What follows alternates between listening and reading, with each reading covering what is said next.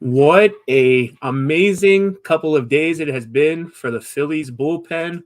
Ranger Suarez gets the shit done tonight in a 7-0 win against the Cincinnati Reds. What's going on, everybody? Eric here, also known as Shard, with the 302 Birds postgame show. Wow, what a brain fart. But look who decided to come back to our show for tonight.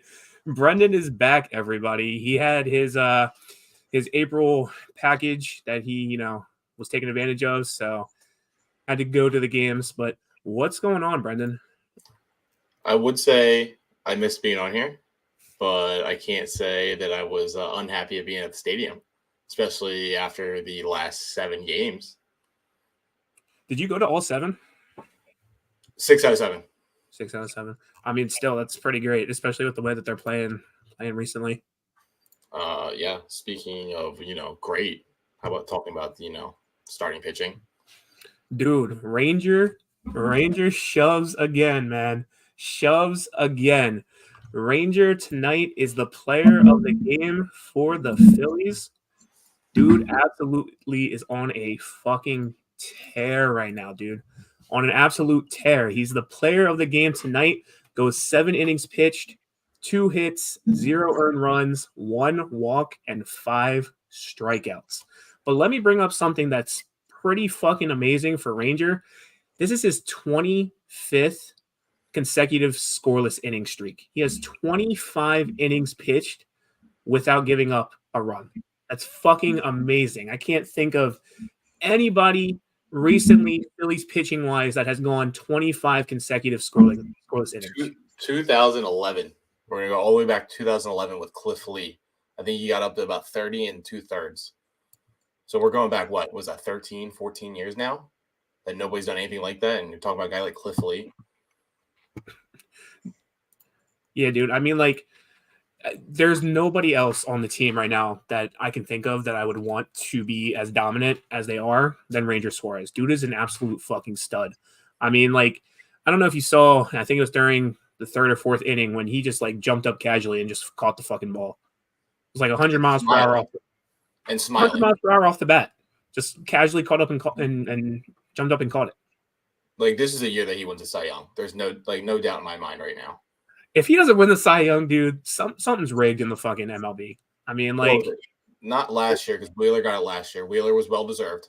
Not taking that away from him whatsoever. What was it, the year before, 22? I think Suarez was up for it, but I think he got hurt and he just missed the inning count.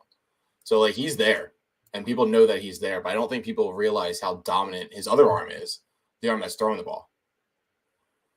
Yeah, I mean, like, if one of the starting 5 this year does not win it, then, like, I would be absolutely surprised because we're on an absolute tear right now. I think we have 2nd lowest ERA out of every single MLB team right now. Just behind the Red Sox in the league and then number 1 in the NL. Yeah, I think the Red Sox are the 1st in the league, and then right behind us in the league is the Royals. I think we overtook them the other night. This is insane. Like, it's almost been night and day since that Pittsburgh series. Because the Pittsburgh series, they were just giving up hits. They're giving up, bullshit hits. Excuse me. And then all of a sudden, it seems like Caleb talked to the guys. It's like they're not throwing for velocity. And I don't know if that's going into more of the issue that the league's having with, the guys hurting their arms with Strider and Bieber and guys like that. But it seems like they're not doing the velocity thing. They're really just trying to pinpoint where they're at. They're painting corners. And you don't see these wild pitches that they've had in the past. And that's what I think the biggest thing of all is they're controlling their pitches and they're controlling the at-bat. They're not letting anybody else do it except for them. Yeah, and I mean, I think the other thing too is the player organization as well kind of probably, told these teams, hey, like, keep an eye on your pitchers, make sure they're not overworking themselves, and go from there. Oh, 100%. But, and I know you brought it up earlier in the group chat, and I know you want to talk about it. What do you think about the whole Taiwan situation? All right. I'm going to say this the most nicest way possible. He can come to Philly, but he better walk. I don't want to see him taking a bus or a plane or a cab or anything. He can walk his ass to Philly. So, you can leave Turnbull in there for a little bit longer. I I know you're saying that you talked a little bit with Dalton the other day about, this rotation compared to like years past. I've heard a lot that this is the rotation that they're putting up against the 2011 rotation. What is your take of them compared to the 2011? So we're talking about Holiday, Lee, Hamels, Oswalt, and, the Vanimal. But, Yeah, I mean, compared to 2011, I mean, 2011 was pretty dominant, but I don't think they were as dominant as what we have now, right? no, like this is much more consistent, right? Like that was a 3-4 because that was more towards of like Hamels' end of his career with the Phillies before he traded his soul to go to the Braves. But this is a 1-5 rotation. Wheeler's dealing, Nola's dealing. Suarez is as good can be right now. Sanchez looks like the guy that needs to be up there, and then Turnbull needs another guy. What was it? Turnbull went 6 1/3, no hit. Wheeler went the next day 7 2/3, 7 1/3, no hit.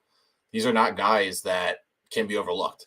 I think the Phillies have the best rotation, or probably the best pitching staff as overall in the league. And then at the same time, I think they have 2 of the 3 best pitchers in the league with Wheeler and Suarez.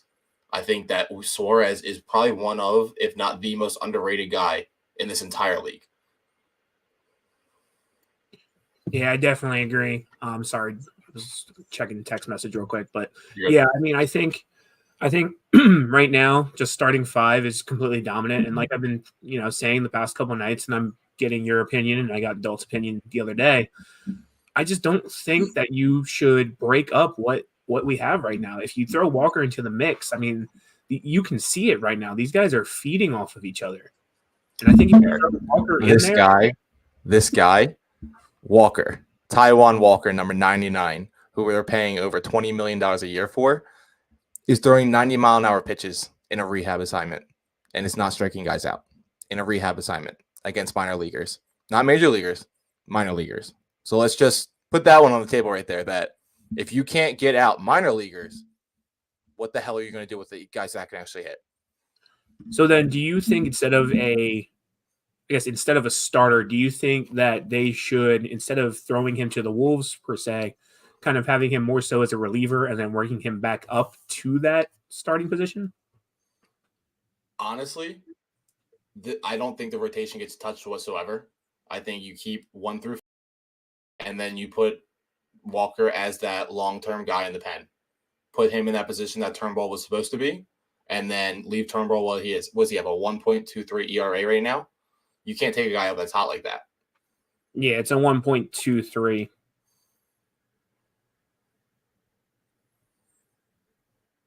Give me 1 second.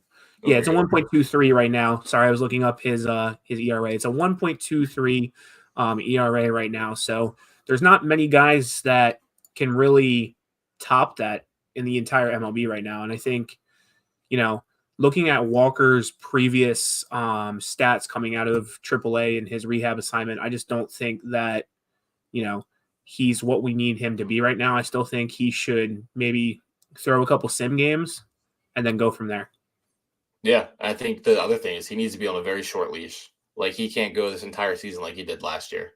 Like, after the first inning, the man can pitch. That's not really the thing right now because these guys are dominating the first 7 innings altogether.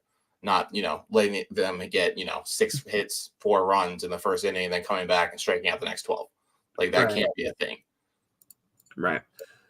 All right, well, going into our next topic, and I mean, this came out of nowhere ever since we started playing. I believe it was the Rockies, but Rojas right now is on a fucking tear, dude. Like, he's batting, I believe, over 400 in the last 7 games.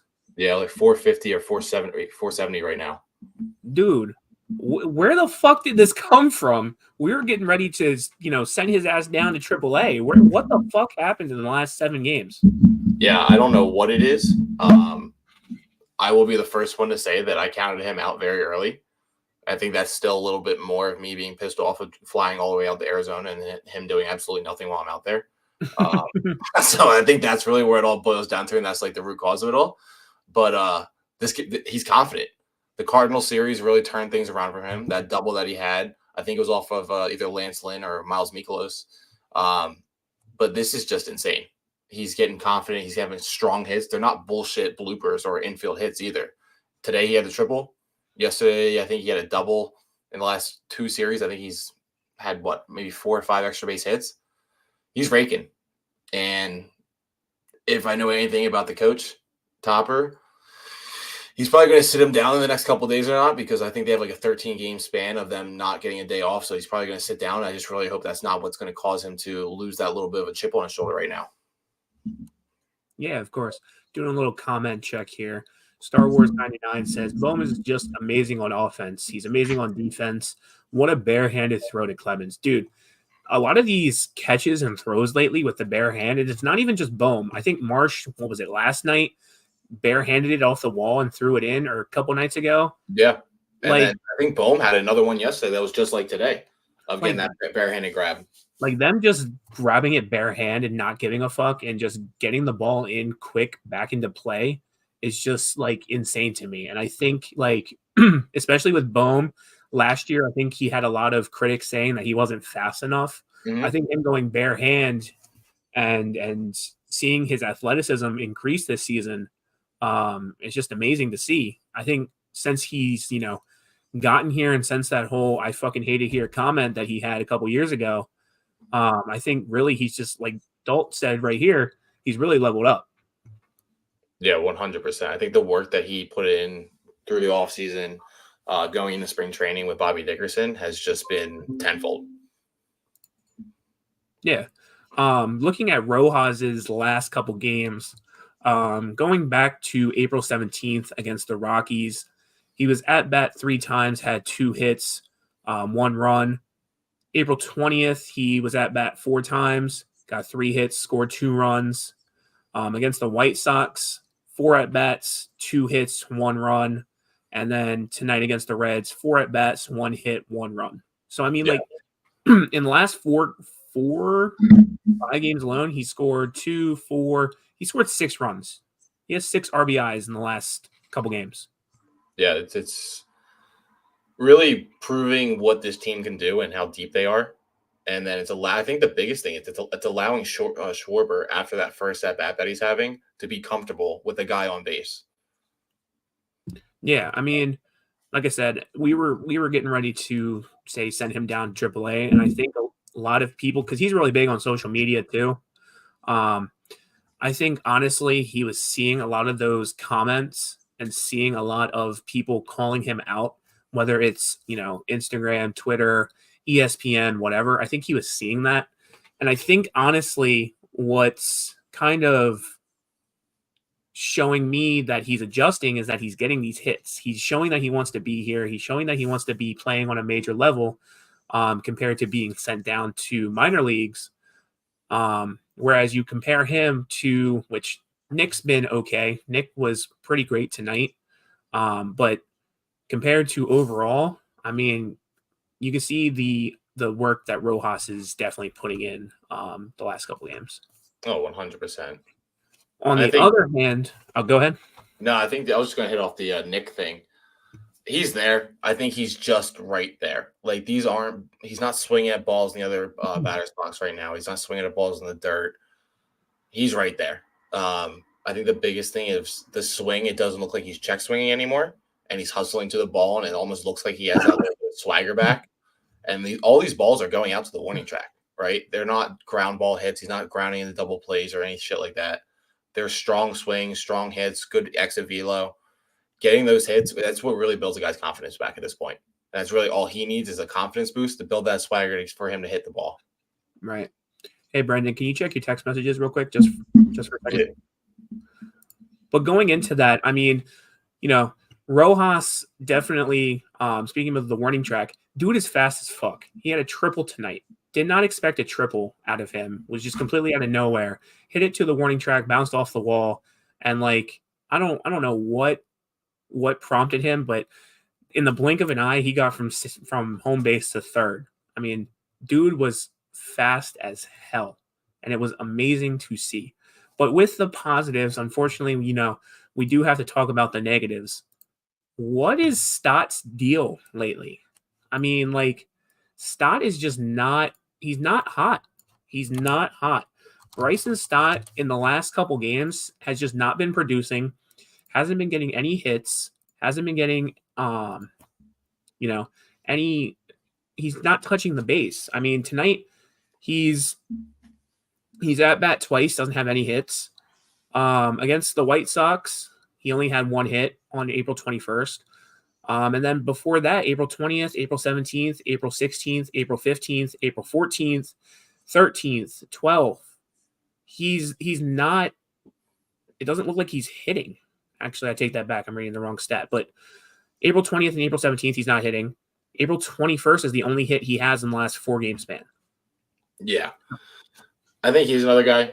Just look at it one way. Everything's going to be A-okay. That's the only way that I'm going to put it. I'm not going to count the guy out. He had a strong start last year and then, leveled off a little bit towards the end of the year. Not saying, he had a bad year or anything, but it was a little bit more status quo than anything else. Maybe this year it's just the opposite way around. That's where I'm at with it. I don't think there's anything big concerns with him wise, but there's definitely a little bit of maybe a little bit of a worry just because not everybody's going to hit. And I think he's just that guy right now that isn't hitting. Yeah. I mean, like, I don't know what his issue is. I don't know if, maybe his mind's elsewhere, especially with him. He had a son or a daughter, right? I believe so. Yeah. I mean, especially with his wife, or not his wife, his fiance, whatever they are. Especially with her having their first kid, maybe his mind's just elsewhere, thinking about his kid. But I mean, like, looking at the stats again, April 22nd, at bat twice, has no hits. April 21st, at bat 4 times, 1 hit. April 20th, White Sox, again, 4 at bats, 0 hits. April 17th against the Rockies, 4 at bats, 0 hits.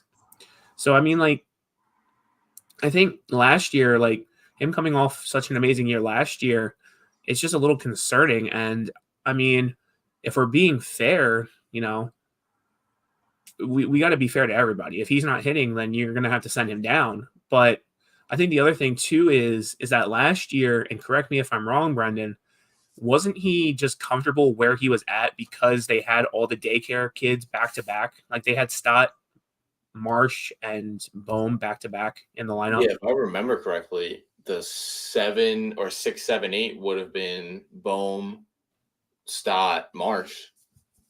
But I think the other thing that, like, just playing devil's advocate with it, I think there's a little bit on Topper at this point because how many games has he sat down, like listening off the ones that you were just listing off? Like, he's not on a consistent everyday basis. And I think that has a little bit to do with like what he's doing at the plate right now. But if you want a guy to get out of a slump, let him hit. You're letting I don't think Castellanos has been out for 1 game all year yet. No, he hasn't been out 1 game at all. And I think honestly, and I was, talking to Adult about this. I think I talked to Sean about this when he was on, talked to Ryan about this when he was on. I think honestly, you need to sit Nick down and I mean, we got Witt for the sole reason of being able to rotate these guys out, and we're not really doing that. I mean, you have Marsh, Rojas, Witt, Nick, and I'm missing one more, Pache. Yeah. You have, 5 guys that you can rotate throughout the outfield. You don't have to worry about Kyle being in the outfield anymore like we did last year. So, why are we not rotating these guys constantly throughout the outfield? Yeah, 100%. What was it? Thursday, I think it was the first game of the White Sox series. Witt had that homer. That next day, maybe Witt should have started right field and you sat down Castellanos. Like, Witt had something going on. It's his first big hit all year as a Philly. Castellanos hasn't really done shit yet. Maybe it pisses him off and makes Witt feel good about it. Maybe it's just because Liam's still in school. Maybe it's just because Liam's not at the hip. I think that's just the easiest thing to say right now. It's just Liam's not at the ballpark, so the ball doesn't leave the ballpark.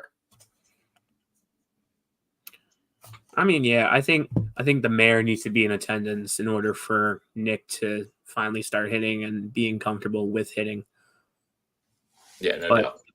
But going into, closing, like we always do, talking about stats and whatnot, the Phillies are on a freaking roll right now.